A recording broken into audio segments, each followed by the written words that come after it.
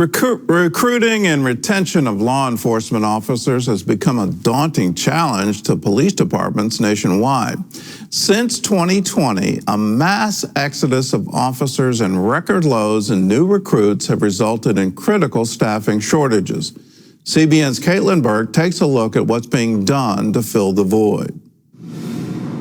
Here in Baltimore, Maryland, the police department lost nearly 300 officers in 2022 alone. Now, at unsustainable staffing levels, the city's police union warns their forces are simply stretched too thin to keep the public safe. Ranked as one of the cities with the highest homicide rates, concerned citizens are urging officials to do something. Why do we keep losing kids? Why? We don't have enough police staff. Obviously, we heard this here. We have a net loss. We don't have a community that wraps around. In a recent statement, Mike Mancuso, president of the Baltimore City Police Union, warned the department will only continue hemorrhaging officers if the city doesn't improve working conditions and drastically increase pay.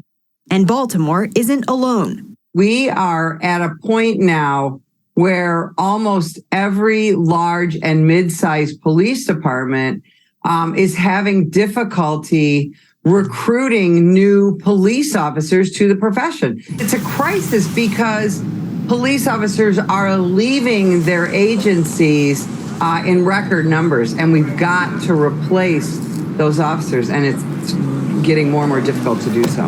In Seattle, fewer detectives are available to investigate sexual assault cases.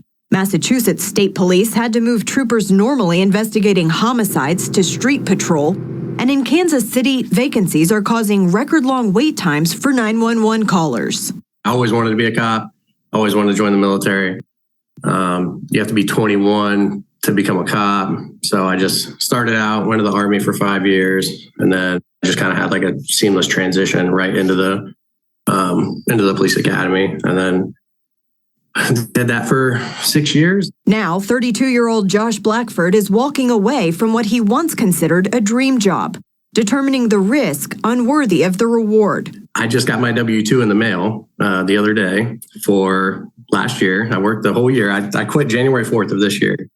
And my box one is $49,000 after being a cop for 6 years. And that is just, that alone 100% solidified my decision to leave. Low pay isn't the only reason behind this mass exodus. Cops leaving the force have cited burnout, low morale, and decreasing support from state and local leaders as deciding factors.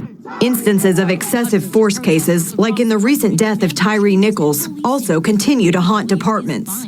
People are mad at you. Your administration very often doesn't support you. You turn on the TV news and you hear that your profession is a bunch of racist jerks.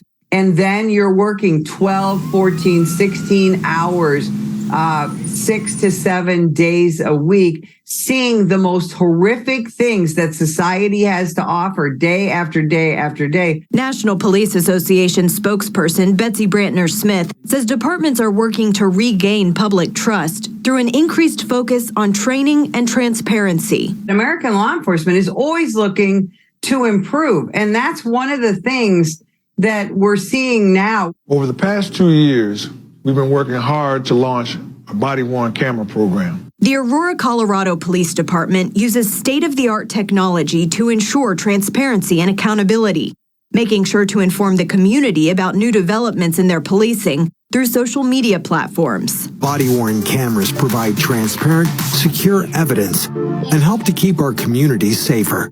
To build trust, people have to know what you're doing, why you do what you do. And sometimes we haven't historically been very good about offering those explanations. As departments seek to win back the public and retain veteran officers, they're also getting creative to woo new recruits. Are you looking for a new job? Are you ready to try something new that'll make a difference in doing something really great? Well, come join us here at the Fort Worth Police Department. We're hiring. From catchy videos to signing bonuses in the tens of thousands, departments are desperate to fill vacancies. The Virginia Beach Police Department deployed both of those strategies, along with streamlining their hiring process. That helped close the gap from 100 plus vacancies to just over 30. They wanted to serve their community. That was the biggest reason for the new class, the recruits entering into law enforcement. They really want to reach out to their community and be a positive change in that community. Aurora PD took their recruiting efforts on the road, targeting locations with more diverse workforces.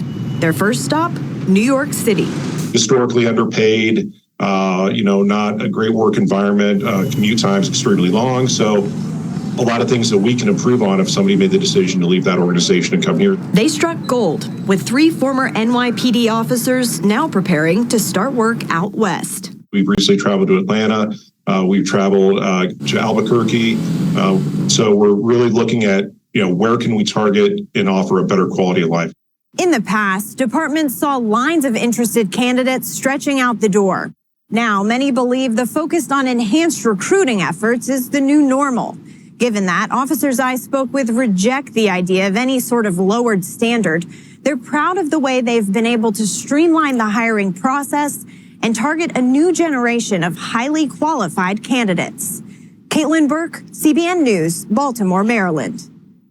Oh, I love this story. I love it. It shows both sides of the debate going on, and currently the debate about defund the police. I hope that's been thrown in the ash heap of history. We do not need to defund the police.